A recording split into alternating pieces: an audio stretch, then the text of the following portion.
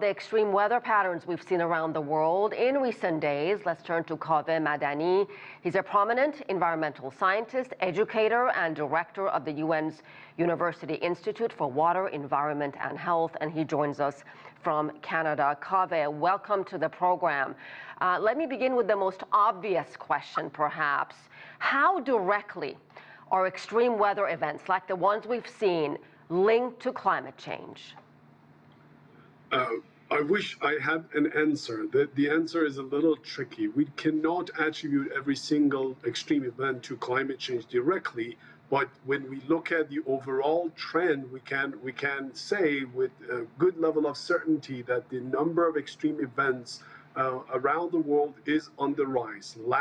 Just last year alone, the extreme events, the extreme climate events that we had was essentially twice the average number we had in the first two decades of this century. So when we look at what is happening and at the trends, we are seeing that not only their numbers is increasing, but also their duration and intensity. So we're dealing with increased frequency, increased duration and intensity of extreme events around the world. And as you mentioned, they're very diverse in nature. In some places we are suffering from heat waves and fires, and in some places from floods and catastrophic floods and too much rain. So and this shows that something is wrong. So, well, that is the next question. Let's talk about what is wrong here. And is this the new normal, Kaveh? And how do we adapt? So again, two things here. One is that with or without climate change, we have these extreme events. So floods, droughts, wildfires, and so on have been in place, and they were happening. So regardless of climate change, we need the local governments, we need the nations to do a better job when it comes to forecasting, when it comes to building codes, management, evacuation, sending alerts, and so on.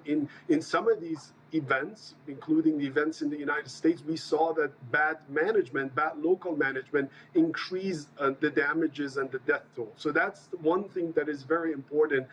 Forget what the other nations are doing and how they're fighting climate change. Get your act together and ensure that you're prepared. Invest more and empower these agencies that are related to dealing with the catastrophic events, predicting them, manage them and mitigating.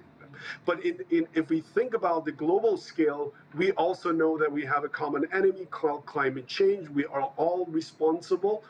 We have all accountability there and have to take an action. And unless we take an action, these local mitigation actions would not be successful in mitigating all the risks, because these events are going to increase. We have to essentially stop the increase of greenhouse gas emissions at the global scale. So, Kaveh, when you look at what we've seen around the world in recent days, what is your biggest concern when you look at climate science and trends for the future?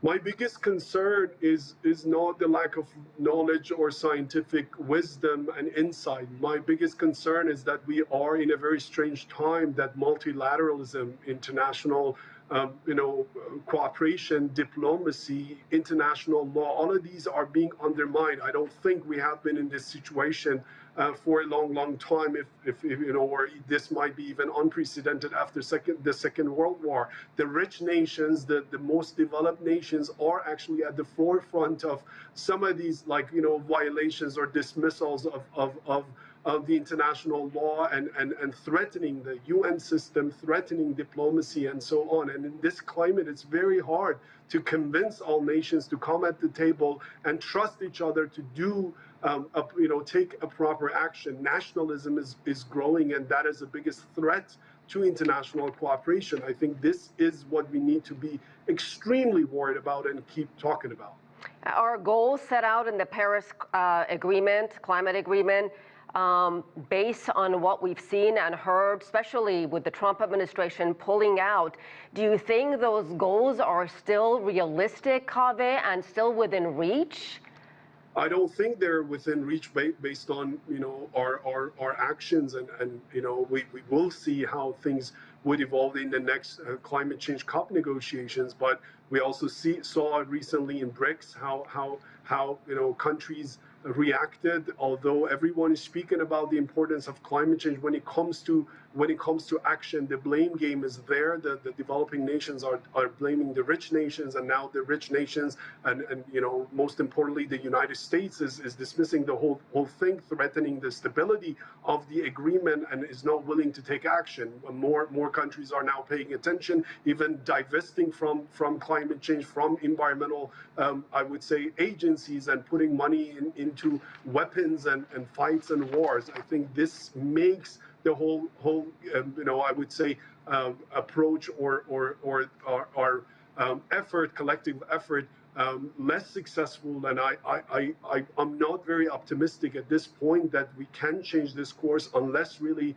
we have a change of attitude in the European Union, we have a change of attitude in the United States, and some of the rich nations, they need to come back to the negotiations table and be real and realistic, not slogans anymore. Cheap talk is not going to save us. We need real action and responsible action, and without that, it's very hard to earn the trust of the global South and the countries that would suffer the most from this. They need investment, they need transfer of knowledge, technology, and funds to be able to deal with this. And if those investments are not there, the whole world would go down together. Well, I hope these leaders are listening.